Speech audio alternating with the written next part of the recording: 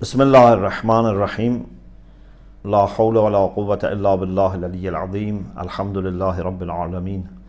Wa sallallahu ala sayyidina wa nabiyyina Abil Qasim al-Mustafa Muhammad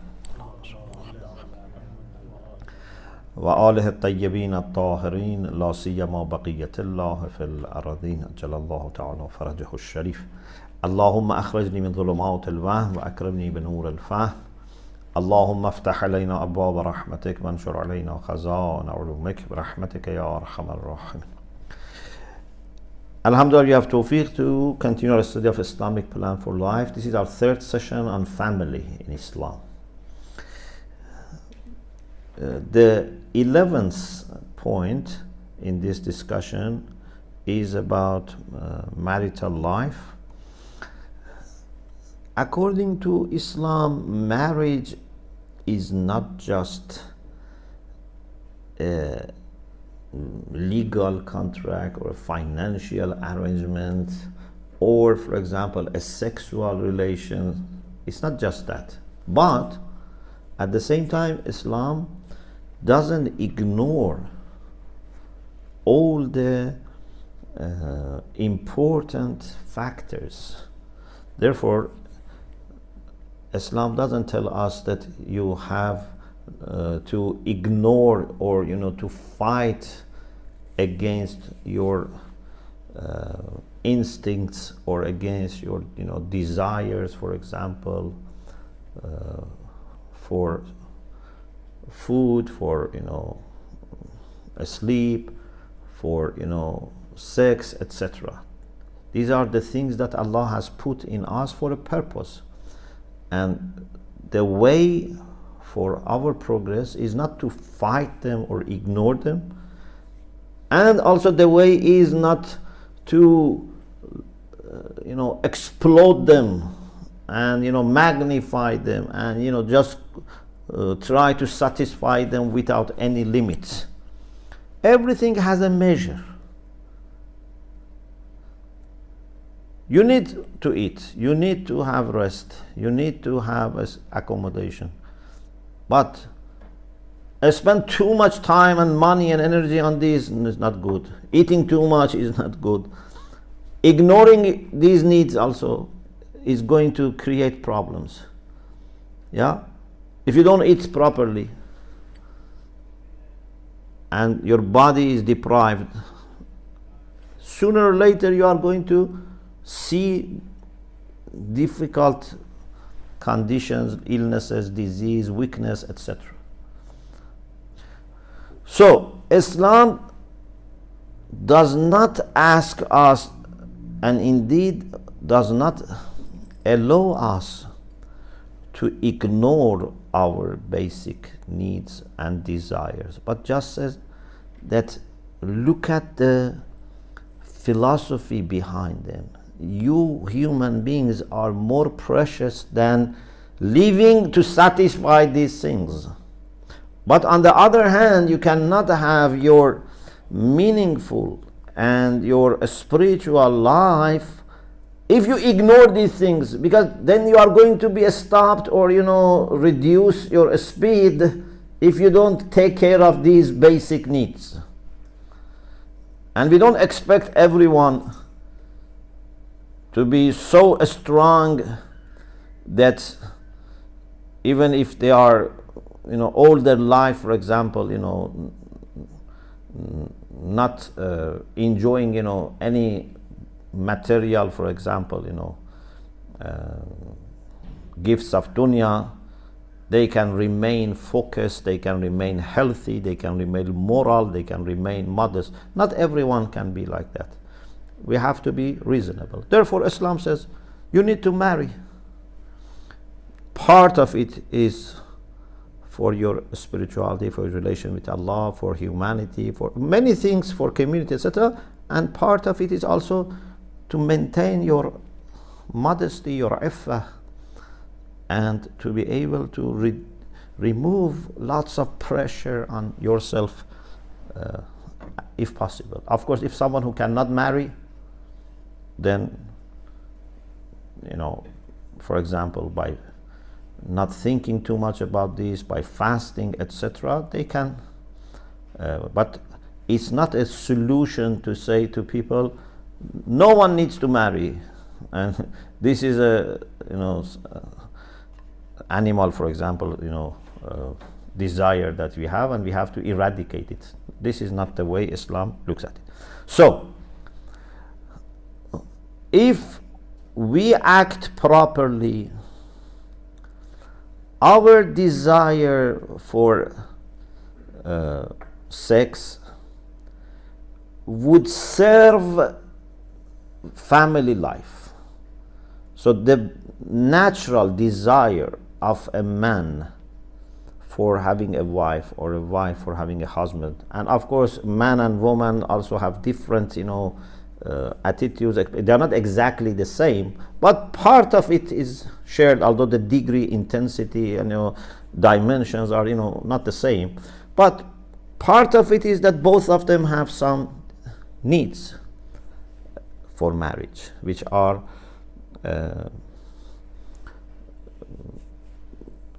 to be met through marriage. If they ignore this after marriage and say, okay, this is my wife, and I don't need to worry about, for example, her needs, or this is my husband, for example, I have to look after my kids, and I don't need to think about his needs, for example, etc. This creates a problem that in the long term cannot be sustained. People who are involved in family counseling, couples who have problems, I have heard from some of them. I'm not in possession of comprehensive survey in all communities, but I heard from many people that they say many of family issues are, even without maybe the couple knowing, goes back to this point that they don't have proper marital relation, and sometimes they don't know why they are not happy with each other, why. So, but when this need is not met, it can create problems. So husband and wife should consider this. First of all, you should not think this is a bad thing for you, and you should be honest with your spouse and mention your needs, etc. And also the other party should think that this is a responsibility, and all then become again an act of worship, because you are doing this in the same way that eating can be an act of worship, sleeping can be an act of worship. All these things can be acts of worship. But there can be cases that, for example, maybe the other one party is ill, etc. They have to be, of course, here merciful and kind with each other, but this as a reality cannot be ignored, and this has to be looked after. One of the things that, for example, Islam says is that a man should also be careful about his, for example, cleanliness, his appearance, etc. for his wife. It's not just wife should only, for example, beautify herself for her husband. Man also should do this because they need to, as the Quran says, "Hunna libasun lakum wa antum libasun lahunna." You protect them and they protect you, so they need to look after these things. There are issues in the book, but in the lecture maybe I don't go to all details. Even in the book there are not many, but still there are things that you can read yours. Then here we have also a point that we mentioned this also before, that in Islam part of also this relation is secured through Islamic law and Sharia, but greater part is through akhlaq, like many other relations. For example, relation between parents and children. if you just look at it from a Shar'i, fiqhi, legal perspective, it's important, but it's not enough. Akhlaq in Islam is very, very far-reaching, and you can, if you want to simplify or oversimplify, we can say fiqh is just a main framework, just set up the boundaries. But akhlaq is something which has infinite degrees, and you can rise to Allah subhanahu wa ta'ala if after observing Sharia, through akhlaq, you can rise to Allah subhanahu wa ta'ala without any limitation. So there is discussion about this. Then there is a discussion about some of the rulings. For example, marriage by itself is mustahab, is very recommended, but for some people becomes wajib. People who cannot maintain their modesty and they cannot avoid sins without marriage, they must marry. Also, because it is a kind of agreement between husband and wife, consent of both parties is needed. The boy, the man has to be happy, and the woman. Both of them have to be happy. No one can force them to marry. They must be happy. Plus, for virgin women, the concept of the father is also needed, or if father is not the grandfather, details are in fiqh. But father cannot marry his daughter without her consent. This is very important.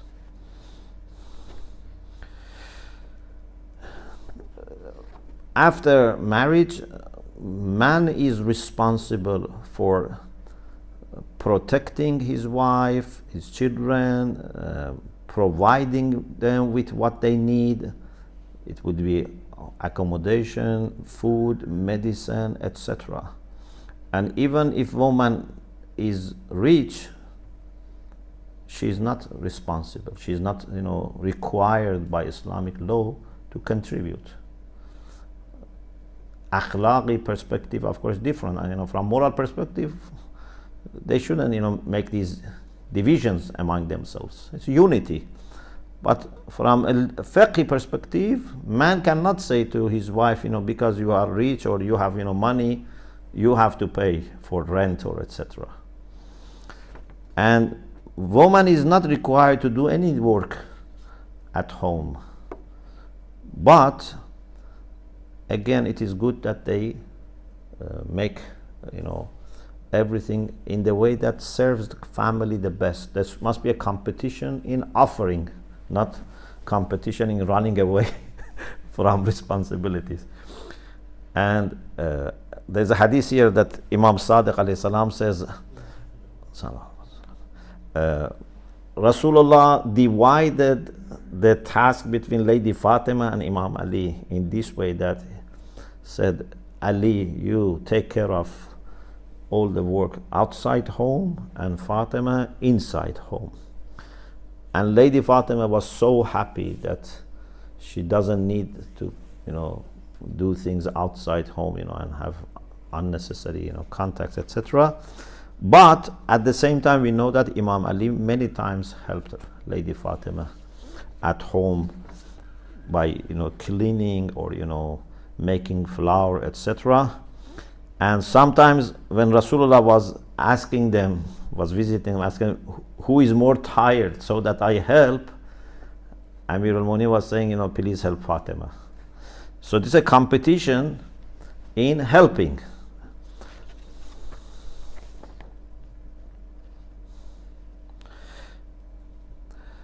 Dowry belongs to the wife, and it is the right of the wife. It's not something that you say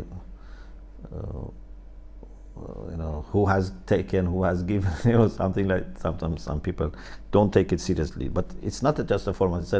It's a right. It's your debt to your wife that you have to give as soon as she demands. Of course, it's better if they don't make it very, high in, financial terms. About leaving home, so there should be a kind of arrangement that the wife leaves home with either a specific or general consent of husband. It can be general consent when they marry. They say, I can be visiting my parents, for example. That if they agree, that general is enough. They don't need every time. But basically, it should be with a kind of agreement of both parties. On the other hand, man cannot deprive his wife from her takalif, her duties, and say, no, you can never, go out, you cannot go visit your parents, etc. If he wants to misuse his rights, then Hakim Shar can stop him.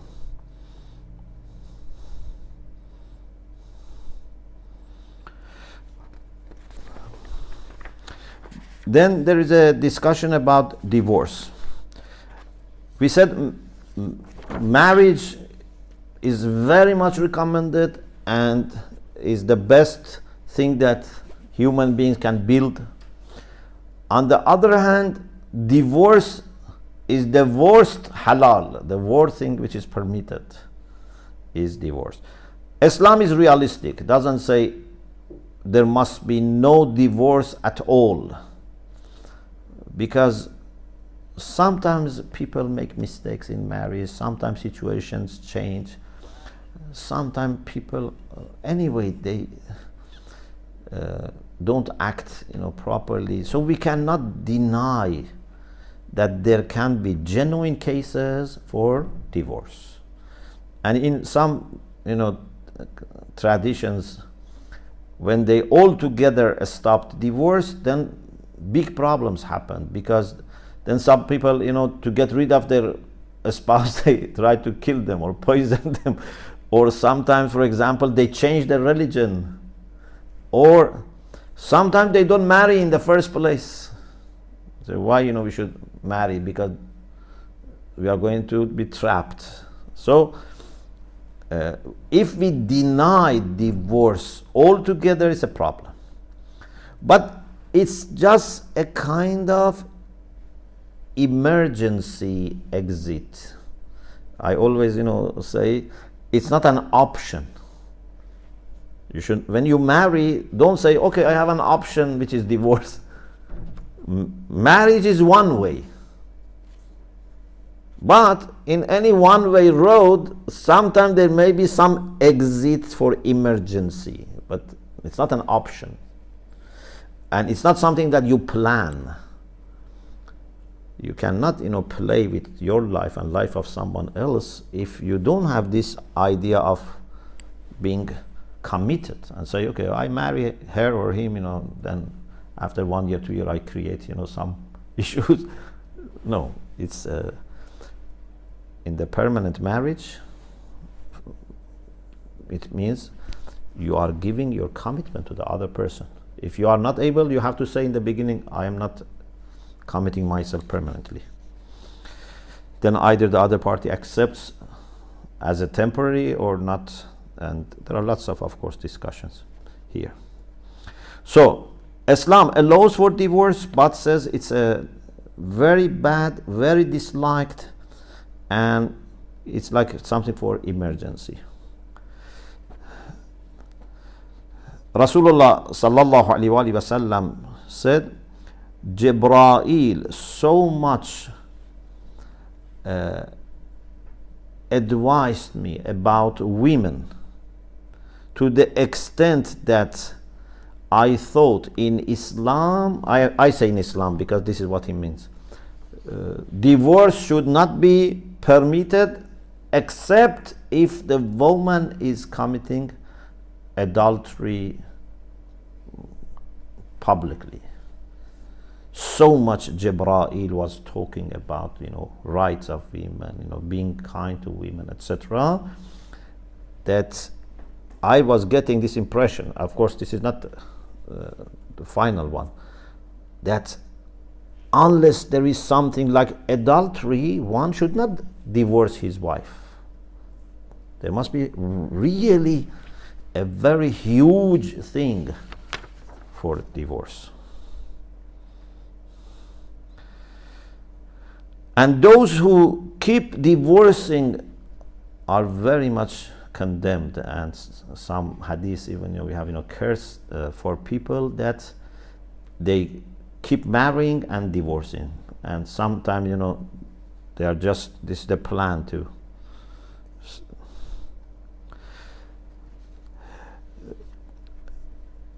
A lady went to Rasulullah, this is in the there's a box here. A lady went to Rasulullah, actually some ladies, but maybe one of them asked that men have the privilege that they can go for jihad and they have great reward for mujahideen. What about us? We are deprived of jihad. And Rasulullah said, your jihad is in your home. As a good wife, as a good mother, this is your jihad. Sometimes, some women complain about their husbands. I said, okay, this jihad is not going to be. So your husband, if it was an angel, this was not then going to be a jihad. So it means that there must be some problems.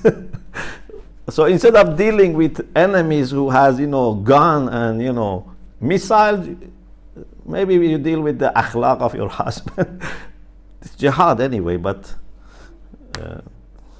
we have to see what, is more difficult for us. Sometimes people underestimate these things and they want to do something greater. But maybe this is your actually way to succeed. Maybe what you gain through this is more than what you gain through lots of ibadah.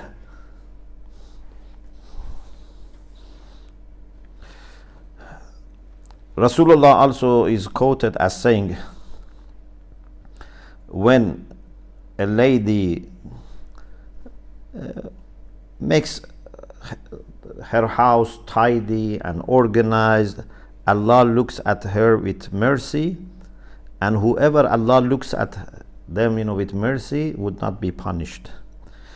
And then he continues and said, when a woman becomes pregnant, she is like someone who is fasting and doing tahajjud in the night, and who is doing jihad with his money and life. A pregnant lady. And when she delivers, she has so much reward, she receives so much reward that you cannot imagine. And also, when giving, fostering the baby, there is reward. And so we should not underestimate being a wife or being a mother. Unfortunately, little by little, this is underestimated. And when people look at achievements of others, they say, okay, what is your job? If a woman says, I have this job, I have this much salary, I run this business, or I work in this company, they look at her with great admiration. But no one says, are you at the same time able to look after your family, your children? No, just she's making money, and sometimes, unfortunately, this is the problem. It is very important that we don't sacrifice our families for the sake of doing something outside home. The time is very short. In some other lectures I have explained that women, if they like, they have interest, they have desire, they are very much welcomed and should be encouraged to do some work outside home if they want, study, work.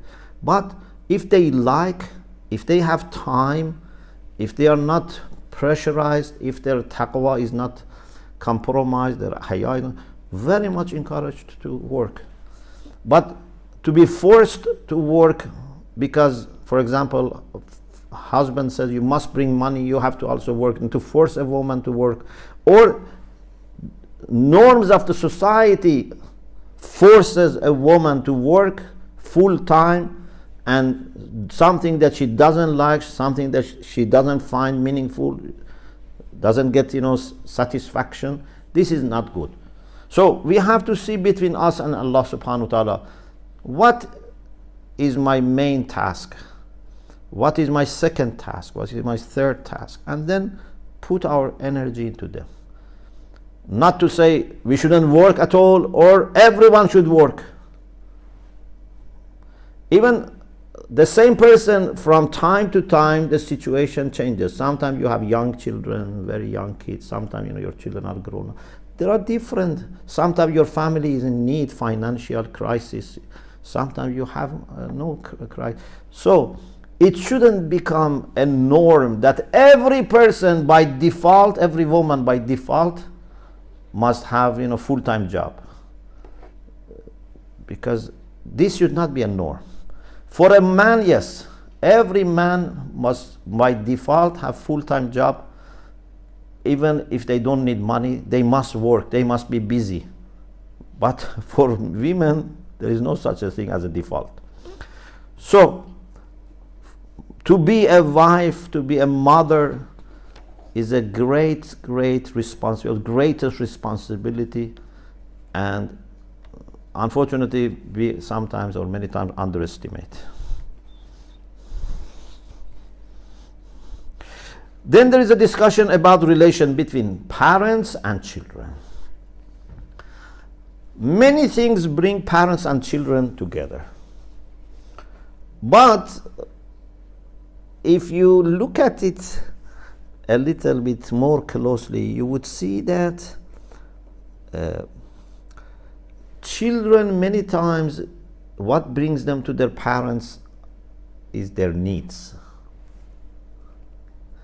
And therefore, when they don't have that much needs, then they don't necessarily go to parents, or maybe they visit them quickly, maybe they send a message, etc. But when they need, like a young child, or even after that, if they need, they go to parents. But what brings parents to children is needs of children, and love of parents for children is so great that even if there is no need, still they want to see them, they want to meet them. Therefore, Islam very much advises children to be kind to their parents. Bilwalidaini ihsana. Even comes right after Tawheed. قَضَى رَبُّكَ أَلَّا تَعْبُدُوا إِلَّا إِيَّاهُ وَبِالْوَالِدَيْنِ إِحْسَانًا. Right after Tawheed. Ihsan bil-walidain. Although Islam also says to parents that they have to be kind to their children, but emphasis is more for children, because parents by nature, they already do this. But because some people may fail, or in some culture, especially in the time of Islam, this was not that much the case. So much Islam said, you have to show mercy to your children. Even, for example, about kissing children, we have lots of things, because the child should feel that he's loved. But children are to be very careful, because there is a chance that unless you have good tarbiyah, unless you have brought up very well, you may underestimate your need for your parents, or what you owe to them.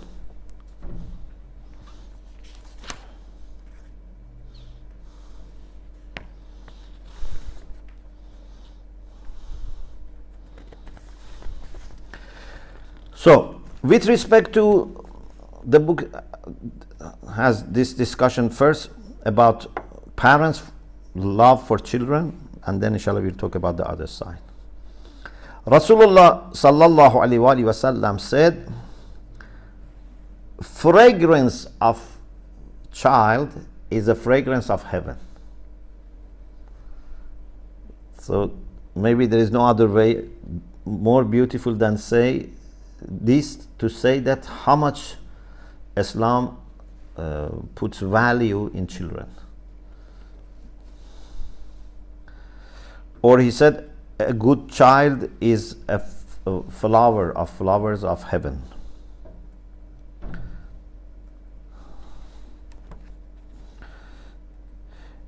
Rasulullah said, if someone looks at his child with happiness, then it is expected, it's good for him if he would free one slave.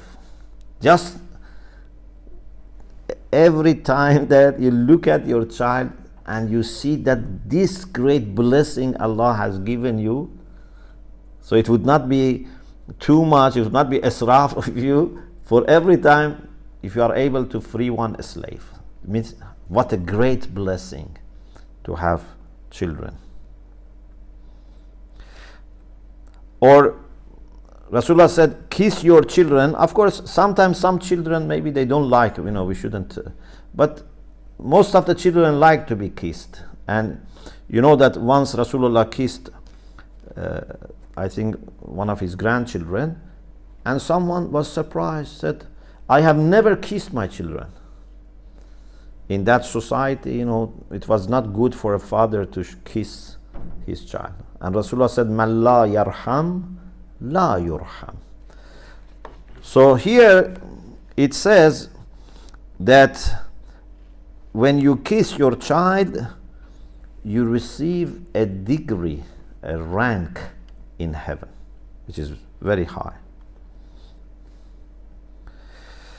Imam Sadiq alayhi salam said, sometimes Allah has mercy on a person because of his love for his child. Means a mercy that can save him if there is no other thing. Just sometimes for the love for your children, Allah would forgive you. Rasulullah sallallahu alaihi wasallam said, love your children, not only your children, all children, because sometimes we say children mean our children, some we mean kids. Ahibbus sabyan means all children, kids. Love them, warhamuhum, and have mercy on them. Wa idha wa'adtumuhum fafu lahum. When you promise children something, keep your promise. Don't say the child would forget, or child cannot, take me to police, or cannot fight me. No, when you promise a child, Allah is asking you. This promise, every promise is registered in Allah's office. Yeah, so it's legal in a sense. Once a person kissed one of his children and not the other one, in front of the other one, and Rasulullah said, why you didn't treat them with justice?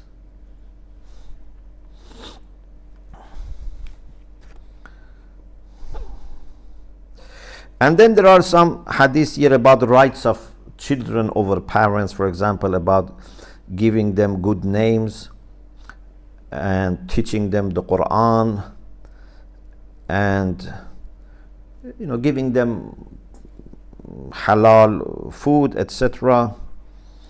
That inshallah you can study. And then about the rights of parents and respect and kindness of children for parents, as I said in the Quran, it's very highly regarded. It comes after Tawheed. قَضَى رَبُّكَ أَلَّا تَعْبُدُوا إِلَّا إِيَّاهُ وَبِالْوَالِدَيْنِ إِحْسَانًا. Abi Wallad al-Hannat,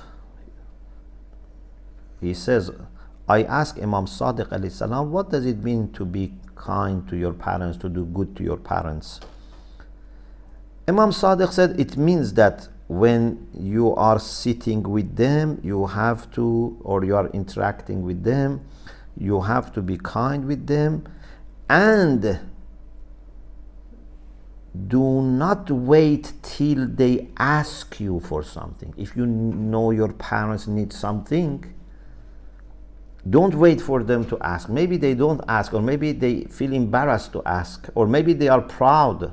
They don't want to ask their children. But if you know they need something, you should proceed. And if your parents reject you, you should not insult them. Even if they hit you, you should not shout.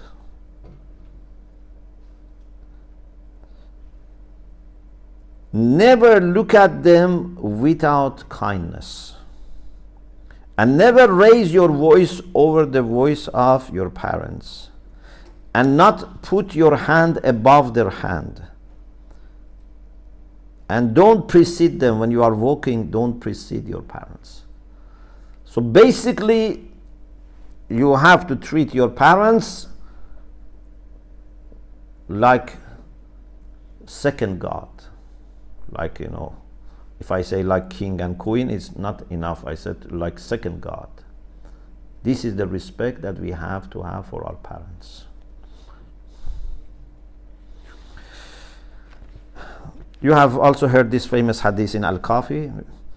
A person asked Rasulullah, to whom I should be kind? Rasulullah said, Ummak. Then he said, then whom? Rasulullah said, Ummak. So for 3 times Rasulullah said, your mother, then Rasulullah said, your father. Ibrahim ibn Shu'aib says, I told Imam Sadiq, I have a very old father. He has become very weak. We look after him. Imam Sadiq said, if you can do his work yourself, if you can. Sometimes you can ask a nurse to do this, but if you can, you do yourself, and even put, you know, if he needs, put food in his mouth, because this would be a protection from fire in the hereafter for you. Someone told Imam Sadiq, my parents are mukhalif, means they don't believe in you. They don't believe in imamah. My parents. Imam Sadiq said, in the same way that you show kindness and respect to parents who are mu'min and Shia, you should do the same with your parents. They are of the other faith or no faith. It doesn't mean that you withdraw respect and kindness. Imam Baqir alayhi salam said, there are 3 things that Allah does not give permission. There is no exception for them. 1, ada'ul amana ila al-barr wal-fajr. If someone has entrusted you with something, you have to give back. Whether that person good or bad doesn't make difference. Number 2, when you promise, you have to be loyal. Keep your promise. Whether you have promised a good person or you have signed a contract, whether that person is good or bad, you have to be committed. And 3rd, kindness to parents. Whether they are good or bad, you have to be kind. You know, there are many reasons for this, but I think one reason, it's not the only reason, is to not let anyone, because if we say, if your parents are very bad, you don't need to be kind. Then whoever wants to be unkind says, my parents are very bad. in order to, leave no chance, we say, don't waste your time. You want to say my father is bad? Don't waste your time. Whether he's good or bad, you must be respectful. This blocks the way. People say, my client, is not a good person, or this person has given me this amana, he's a bad person. You say, don't waste your time. Good or bad, you have to deliver the trust back.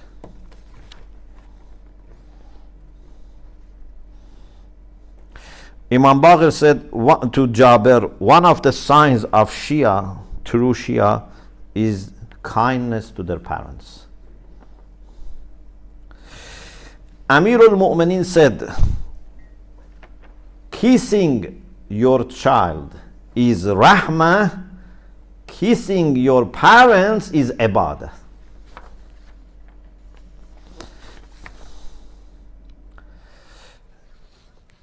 And then we have a discussion about Silay Rahim, which is not just parents and children, all your kinship and even in-laws, you have to be observing the kinship and relation, depending on urf, depending on the context, on requirements of that time, that culture.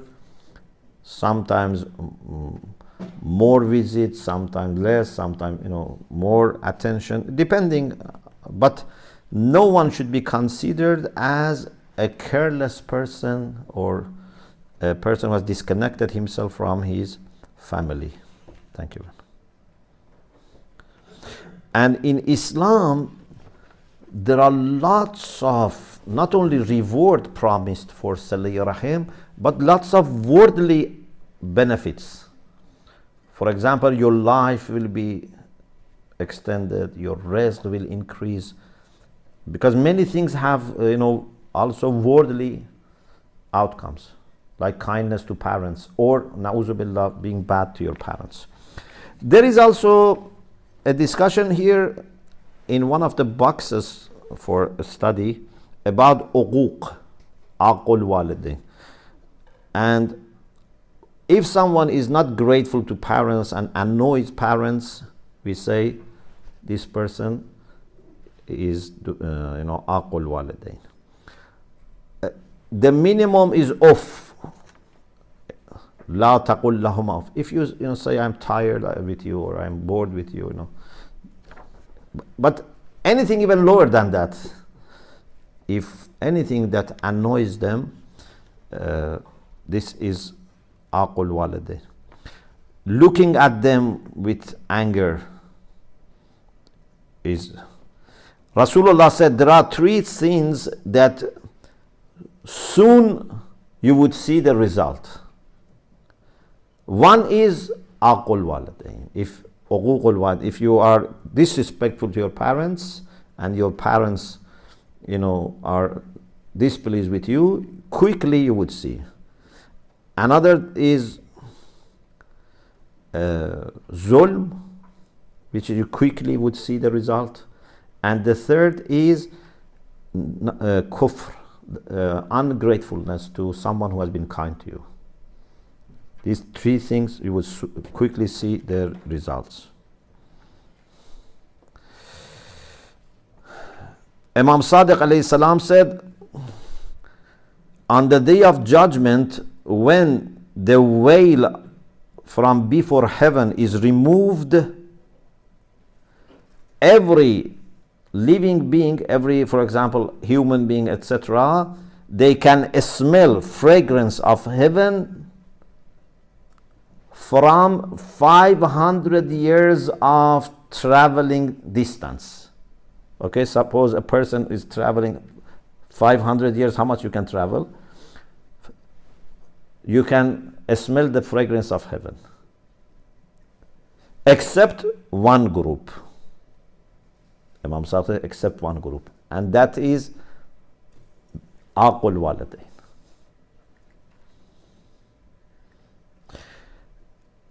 If someone looks with anger at his parents